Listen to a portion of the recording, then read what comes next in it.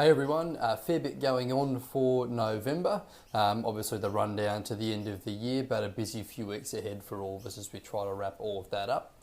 One thing you may have seen come through was a email around the reprice that TAL's got coming through, so not uncommon there. I'm sure you're probably getting inundated with those across the industry at the moment. One thing that hopefully from my perspective you'll find is that the increases to your clients on the TAL side have been on the more moderate end. If you haven't seen it, it was an average of around about 13%. I think the stats I saw is that 50% of clients it was less than 9 or 10%.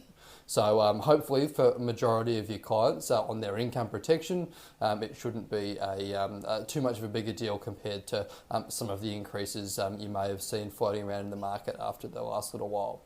One thing that will hopefully counteract some of that from a retention point of view is Health Sense Plus restarting, so that's well and truly up and running. The chance for them at renewal time to get a 5% discount on their lump sum covers for seeing the GP for a checkup and confirming their BMI.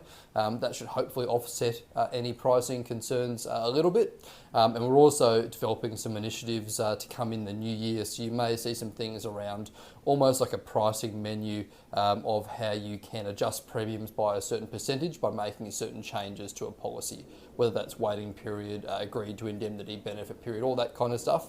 So you guys can actually make some indicative decisions a little bit easier without needing to get a formal quote. So keep your eye out for some of that stuff as it comes through. One thing as well I wanted to speak about was ASIC is actually doing a consultation at the moment around advice, or how to make advice more accessible.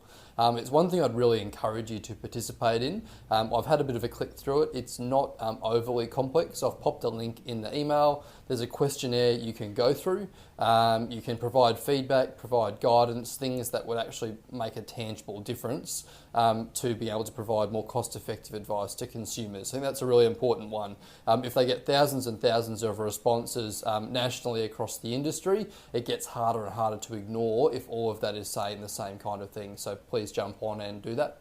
Lastly, the Risk Academy, we're finalising the agenda for next year.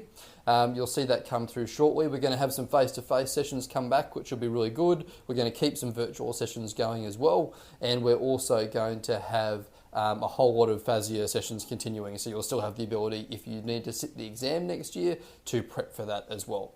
As always, if you'd like to discuss any of those topics or anything else in more detail, please get in touch via the link at the bottom or send me an email, and more than happy to have a chat then. Otherwise, chat to you next month.